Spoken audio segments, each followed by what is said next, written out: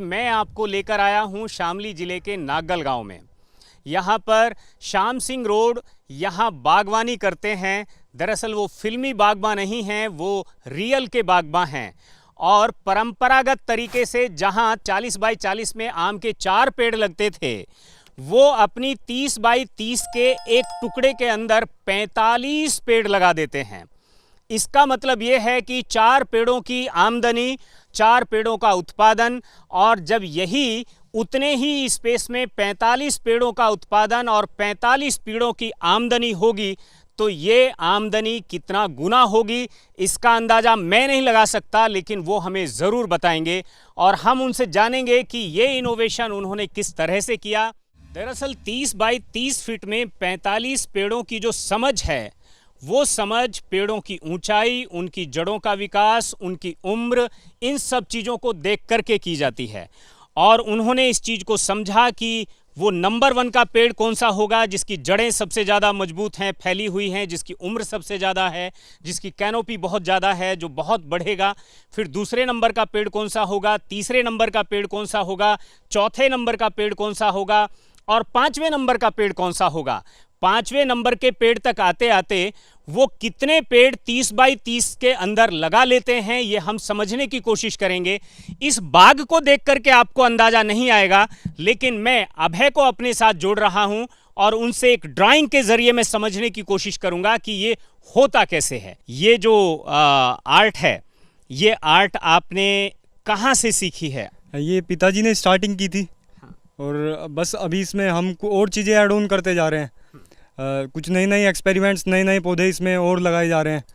तो 30 बाई 30 का आपका मास्टर प्लान क्या है? क्या आप उसे ज़मीन पर उतार करके हमें बता सकते हैं, समझा सकते हैं? हाँ जी, बिल्कुल सर, बिल्कुल बिल्कुल हम चाहेंगे। सर ये थोड़ा आप बोल कर बताइए हमारे दर्शकों को कि आप क्या कर रहे हैं। जैसे ये एक स्क्वायर है, हाँ। 30 बाई 30 का, हाँ। और इसमें हमने जो अपने फार्म पे किया है वो यहाँ पे लीची लगा दी है। ठीक है। ये स्क्वायर पे, और इसके सेंटर में, बिल्कुल सेंटर में मैंगो लगाया है। ठीक है, 5 पेड़ हो गए। हाँ जी। और ये हमने यहाँ पे फिर सबसे ज़्यादा डिस्टेंस हमारे पास ये आता था यहाँ पे, तो यहाँ पे हमने किन्नू लगाया है 15 फीट पर। हाँ जी, कहीं पे किन्नू लगाया है, कहीं पे आड़ू लगाया है, कहीं कस्टर्ड एप्पल लगाया है। ये यहाँ पे 15 फीट पे। ठीक है। फिर हमारे पास सबसे ज़्यादा डिस्टेंस आता है ये, तो यहाँ ये डिस्टेंस कितने फीट पर बनता है? ये लगभग प्लांट टू प्लांट तो अभी बन रहा है 10.5 फीट पे, क्योंकि ये पूरे स्क्वायर का मिड पॉइंट है। तो ये वैसे तो 15 फीट है ये डिस्टेंस, लेकिन यहाँ पे ये 10.5 पे आता है। ठीक है। तो इसको यहाँ पे हमने 10.5 पे ये अमरूद लिया है। ओके, 4 अमरूद हो गए। हाँ जी, ये यहाँ पे अमरूद लिया है। फिर हमारे पास एक डिस्टेंस और बचता है प्लांट टू प्लांट के बीच में 7.5 पे। बिल्कुल। ये तो यहाँ पे हमने अनार लिया है, कहीं पे मोरिंगा लिया है। इसमें अपनी इनकम को और ज़्यादा बढ़ाने के लिए क्या कुछ और चीज़ों को भी एड ऑन किया गया है, किया जा सकता है? दाल है, हल्दी है, XYZ कुछ भी? इसमें क्या रहता है, जैसे हमारा मैंगो होता है और लीची होता है, तो अभी मैंगो का प्रोडक्शन लगभग 5 साल 7 साल में स्टार्ट होगा। ऐसे ही लीची का भी मिनिमम 5 साल आप मान के चलिए, मिनिमम 5 साल। और अभी हमें जैसे अमरूद है, अमरूद का 2 साल में, अनार का भी 2 से 3 साल में, अमरूद का भी 2 से 3 साल में। तो हमें और फास्ट करना है, तो इसमें हम पपीता लगा सकते हैं, जिसमें 6 मंथ्स में इनकम स्टार्ट हो जाती है, 3 to 6 मंथ में। और जल्दी करना है तो दलहन भी लगा सकते हैं जब तक पौधे छोटे होते हैं। उससे नाइट्रोजन फिक्सेशन का भी काम होता है और हमें दलहन की जो क्रॉप है वो भी मिल सकती है। इसमें हम फिर लॉन्ग टाइम के लिए जैसे छाँव हो जाती है पौधों की, तो उसमें हम हल्दी भी लगा सकते हैं, अदरक लगा सकते हैं, और बहुत सारी चीज़ हैं, गेंदा भी लगा सकते हैं, जो हमारी नेचुरल बीमारियां जो आती हैं उसको नेचुरल तरीके से रोकता है। और हमारा मतलब इसको फ्लावर उसको सेल भी कर सकते हैं हम लोग। क्या आपको लगता है कि ये प्लांट एक दूसरे का विरोध करते हैं कि सपोर्ट करते हैं? अब तक तो ऐसा तो हमें कुछ देखने को नहीं मिला कि विरोध करते हैं, सपोर्ट ही करेंगे। मतलब ये मानो कि आपने एक 30 बाई 30 में एक छोटा सा जंगल बनाया है। आपको कहीं लगा कि आपकी जो लीची है, आपका जो आम है, या आपका जो भी डिजाइनिंग में ये पेड़ आते हैं, किसी में भी कुछ डेफिशिएंसी हो? नहीं, अभी आपके सामने पूरा का पूरा फार्म है, किसी भी हमें तो पत्ते से दिख जाता है कि अभी पौधा अच्छा नहीं चल रहा है। ऐसा तो है नहीं किसी में न्यूट्रिशन डेफिशिएंसी हो। हाँ, और जैसे लीची है, अब लीची की एज जो होगी वो 100 ईयर्स होगी, और गवावा की जो साइंटिफिक एज होती है वो 15 ईयर 20 ईयर होती है। तो जब तक हमारा लीची की कैनोपी यहाँ तक पहुँचेगी तो ये इसकी एज कंप्लीट हो चुकी होगी। तो ये मतलब एक कैनोपी के अकॉर्डिंग डिज़ाइन किया गया है पूरा। आप निकाल लेंगे। हाँ, तब तक हम इसको निकाल देंगे तो बड़ी कैनोपी के प्लांट इसमें बच जाएंगे। जैसे सबसे ज़्यादा डिस्टेंस पे बड़ी कैनोपी मैंगो और लीची और या क्या ये नहीं है कि आप इनकी कैनोपी को मेंटेन करें, इनकी हाइट को मेंटेन करें और सब पेड़ों को रहने दें हमेशा के लिए? हाँ, ऐसा भी कर सकते हैं हम। ज़्यादातर तो अभी यहाँ पे कैनोपी मैनेजमेंट ही कर रहे हैं कि सभी प्लांट्स एग्जिस्ट कर रहे हैं और सभी प्रोडक्शन दें। ट्रेडिशनल फार्मिंग और इनोवेटिव फार्मिंग दोनों में कितना गुना प्रोडक्शन का अंदाजा आपको लगता है? प्रोडक्शन तो सर देखो अभी 30 बाय 30 में ये जैसे यही बगीचा लगा हुआ है हमारा, इसमें 40 बाय 40 पे प्लांट लगे हैं मैंगो के। कितने प्लांट हैं? 4 प्लांट्स लगे हैं और यहाँ पे हमने 30 बाय 30 में 45 प्लांट लगे हैं। तो प्रोडक्शन तो बढ़ेगा। और यहाँ पे हमारे पास मैंगो है और यहाँ पे हमारे पास लगभग 6-7 वैरायटीज़ अलग अलग फ्रूट्स की आ रही हैं। तो मतलब यहाँ पे तो हमें एक साल में मैंगो मिलेगा, लेकिन यहाँ पे शायद हमारा पूरा सस्टेन हो सकता है पूरे साल का साल। मतलब अगर आपके पास सिर्फ 30 बाई 30 फीट ज़मीन है तो उस 30 बाई 30 फीट ज़मीन में आप 45 पेड़ लगा सकते हैं, 7 तरह के पेड़ लगा सकते हैं, साथ में दलहन ले सकते हैं, साथ में हल्दी अदरक ले सकते हैं, साथ में आप और भी बहुत कुछ आप और आगे भी सोच सकते हैं। कितनी ज़मीन? याद रखिए सिर्फ 30 फुट बाई 30 फुट। और इस 30 बाई 30 फुट में आप उत्पादन कितना बढ़ा सकते हैं और कितनी आमदनी को बढ़ा सकते हैं, आमदनी बढ़ा सकते हैं, ये सोचने वाली बात है, सोचने से ज़्यादा करने वाली बात है। इस बाउंड्री पर कितने पेड़ होंगे और कितनी वैरायटीज़ के होंगे? सर इस बाउंड्री पे हमने लगभग 4-5 तरह के पौधे लगाए हैं, जैसे जामुन, कटहल, नींबू, नाशपाती, बग्गू गोसा और मोरिंगा। ये 6-7 वैरायटी हमने इस पे लगा दी है। और अभी जैसे कटहल लगाया है पहले 30 बाई 30 पे, फिर नींबू लगाया है उसके बीच में, फिर मोरिंगा लगाया है, फिर नींबू से 3 फीट अंदर ये नाशपाती लगाया है, बग्गू गोसा लगाया है, फिर जो हमने आउटर लेयर ली है फार्म की उसमें किन्नू भी लगाया है। तो जो सीमा है उसको सजाया गया है। हर 3.5 फीट पर एक पौधा है। कुछ पौधे उत्पादन दे रहे हैं, कुछ देने वाले हैं और ऐसी बहुत सारी खासियतें हैं जो इस बागान में हैं। आप मुझे एक ये बताइए कि जो वो मॉडल था और यहाँ पर जो मॉडल शुरू हुआ है, इनमें थोड़ा सा क्या बेसिक फ़र्क क्या है? इसमें हमने केला था पहले जब ये बड़ा था, तो अभी हमने इसका केला निकाल दिया है। वहाँ पे अभी अनार की प्लांटेशन की है। अभी आप देखोगे इसमें केला अभी मौजूद है। और जहाँ पे वहाँ पे अनार की प्लांटेशन थी तो यहाँ पे हर प्लांट्स पे केला मौजूद है। जैसे ये पौधा यहाँ पे, वहाँ पे अनार लगा हुआ है, यहाँ पे केला है। हमने पहले 2 एकड़ में देखा, वहाँ पर 5 तरह के पेड़ थे, साथ में हल्दी और हमने दलहन की फसलें देखी ताकि नाइट्रोजन फिक्सेशन हो सके। उसमें केला भी था लेकिन वहाँ से केले को निकाला गया, लेकिन दूसरे यहाँ पर हमें केला देखने के लिए मिला। लेकिन ये जो तीसरा पैच है देख रहे हैं आप, ये न्यूली है, ये नया है।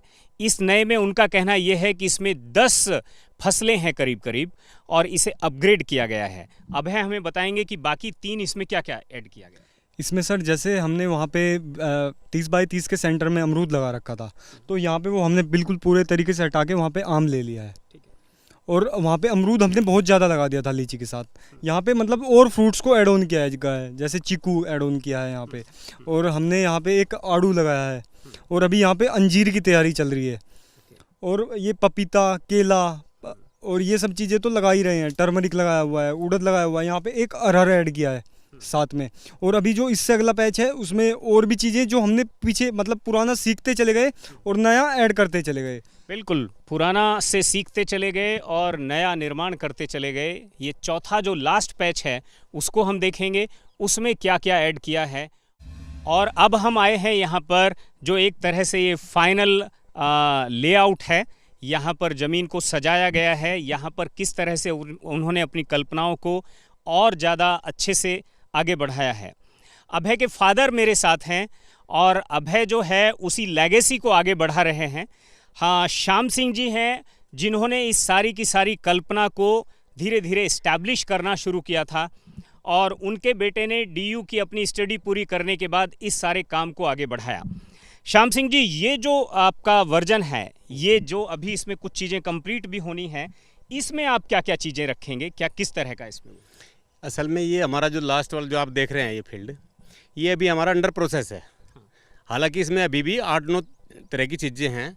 इसमें हमने थोड़ा सा चेंज ये किया है, वहाँ पहले हमने बड़े फ्रूट्स लगा के और पूरा बाकी परमानेंट पौधे लगा के तब हमने टेम्परेरी पौधे लगाए जैसे, लेकिन इसमें हमने पहले टेम्परेरी लगाए ताकि हमें इनकम पहले आनी शुरू हो जाए तब बाग शुरू करें। वहाँ क्या था, पहले बाग लगा दिया बाद में इनकम शुरू हुई है, यहाँ पहले इनकम शुरू होगी तब बाग इस्टेब्लिश करेंगे इसमें। जैसे अभी हमने इसमें लीची और आम तो लगा चुके हैं, हम लीची लगा दी है, आम लगा दिया है।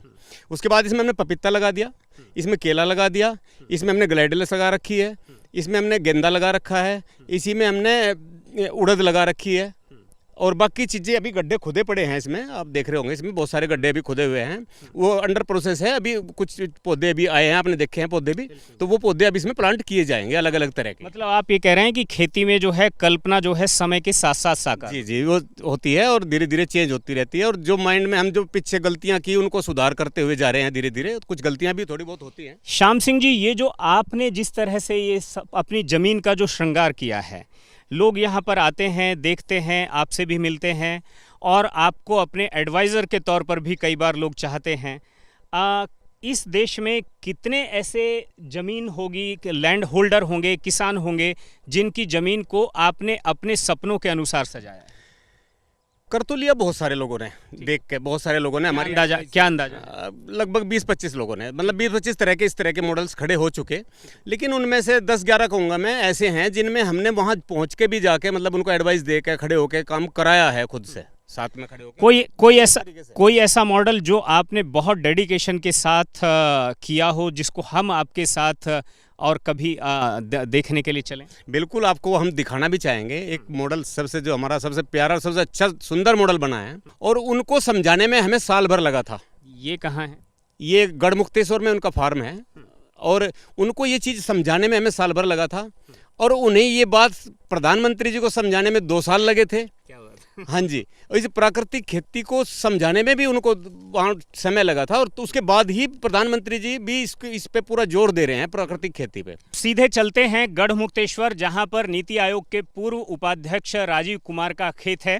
वहाँ पर एक परफेक्ट मॉडल उन्होंने खड़ा करने की कोशिश की है, वो भी देखेंगे और समझने की कोशिश करेंगे कि देश में जो न्यू इंडिया है वो किस तरह से न्यू फार्मिंग की तरफ जा रहा है, स्मार्ट किसान की तरफ जा रहा है। सबसे पहले मैं आपका तारुफ कराता हूं, आपका परिचय कराता हूं।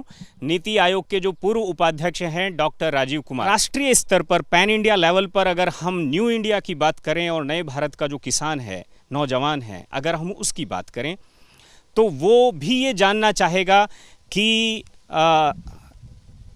एक पॉलिसी मेकर जो है वो कैसे फार्मिंग को अडॉप्ट करता है, फार्मिंग के स्पेसिफिक मॉडल को अडॉप्ट करता है, उसको प्रोत्साहन देता है। तो इस सब की वजह क्या रही हो? किसानों ने जो हमारे जो उपलब्धि हासिल करी 1967 से अब तक हरित क्रांति के ज़रिए, मैं उसका बिल्कुल उसको नमन करता हूँ, उसका उनको धन्यवाद देता हूँ। बहुत ही काम किया है, मगर अब वो जो हमारा मॉडल है कृषि का, वो अब एक अंत तक आ गया है, उस पर सैचुरेशन आ गया है, उसमें मार्जिनल रिटर्न्स कम हो गए हैं, अब वो सस्टेनेबल नहीं है, वो आगे नहीं बढ़ सकता है। तो उसकी जगह एक उसका जो विकल्प है वो है प्राकृतिक खेती। और प्राकृतिक खेती जो है वो मैंने नीति आयोग से पिछले 3 साल में उसका जो बहुत ज़्यादा उसको प्रोत्साहन दिया, आगे बढ़ाया, और उसका मुझे बहुत खुशी है ये कि माननीय प्रधानमंत्री ने भी उसका भी अनुमोदन किया है, 2-3 बार बड़े ज़ोर से किया है। तो उसका प्राकृतिक खेती का जो एक तरह से सार है वो ये है कि आप अपनी ज़मीन की, अपनी वसुंधरा की, आप उत्पादकता को, उपजाऊ होने की जो उसकी जो नीयत है उसको आप दोबारा उसको भी कायम करेंगे। और प्राकृतिक खेती से ये होता है कि जो हमारी ऑर्गेनिक कार्बन कंटेंट है ज़मीन की, जो हमारी अब घटकर 0.4% रह गई है, वो बढ़ जाएगी, और उसमें जो हमारे उर्वरक हैं, केमिकल इनपुट्स हैं, उनकी आवश्यकता नहीं रहेगी। प्राकृतिक खेती को हम लोग ज़ीरो केमिकल खेती भी कहते हैं, जिससे कि उसमें कोई भी केमिकल ना लगे, ना फर्टिलाइज़र, ना पेस्टिसाइड, ना वीडिसाइड, और उसमें पानी की खपत 1/4 रह जाती है। और साथ में मैंने बताया आपको कि कोई भी केमिकल इनपुट तो लगता ही नहीं है, और साथ में क्या होता है कि हमारी जो ज़मीन है उसकी एक तरह से आप समझिए कि उसकी जो उसकी सीरत बदलने लगती है और जो अंदर उसके कीटाणु हैं और जो माइक्रो न्यूट्रिएंट्स हैं वो उससे रिलीज होने लगते हैं। एक बात और है जिसको हमें समझना चाहिए, और ये सवाल उठते रहे हैं। श्रीलंका में जब चीज़ें क्राइसिस हुआ तो उसको लेकर भी ये कहा गया कि ये जो नेचुरल फार्मिंग है, ऑर्गेनिक फार्मिंग है, इससे फूड क्राइसिस या फूड सिक्योरिटी पर कहीं संकट आ सकता है। आपका क्या असेसमेंट है? रामेश सिंह, ये बिल्कुल गलत बात है, 100% गलत बात है। इसमें एक तो चीज़ यह है कि किसान की बुद्धिमत्ता को आप ललकार रहे हैं। वो कोई ऐसा काम नहीं करेगा जो उसके नुकसान में हो। आज इस देश में 30 लाख किसान प्राकृतिक खेती से जुड़ा हुआ है और वो ये करता है कि वो शुरुआत में अपने ज़मीन का एक हिस्सा प्राकृतिक खेती में लगाता है और फिर देखता है कि उसका क्या अनुभव रहा है और फिर बढ़ाता जाता है और फिर वो ये देखता है कि 1-2 साल में कर उसकी उत्पादकता जो है वो बढ़ती जाती है। मगर सबसे बड़ी बात यह है कि अगर उत्पादकता कम भी हो जाए, मगर क्योंकि लागत ज़ीरो है तो इसलिए जो उसकी नेट आमदनी है, जो उसकी नेट आय है, आमदनी है, वो दुगनी तिगनी हो जाती है, तो उससे उसको फ़ायदा होता है। एक उदाहरण के तौर पर गेहूं की बात करूं क्योंकि वो खाद्य पूर्ति की बात आती है। हमने यहाँ पर 2 अपने देसी जो हैं वो वैरायटी खपली और सोना मोती उगाए। गेहूं 30-35 रुपये किलो बिकता है, विनीता ने इसको 120 रुपये किलो बेचा है और लोग मांग रहे हैं कि और दीजिए।